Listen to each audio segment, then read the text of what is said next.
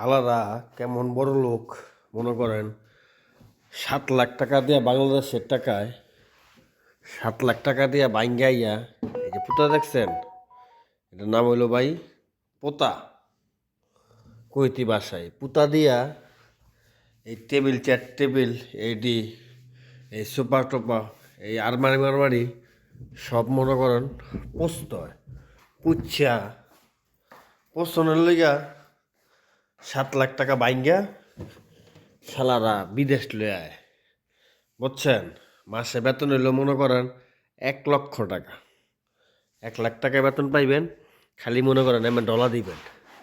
এমন ডলার দিয়া ফুফা দিয়া মনে করেন এই যে টিভি হেলায় ছুঁয়ে দিচ্ছে।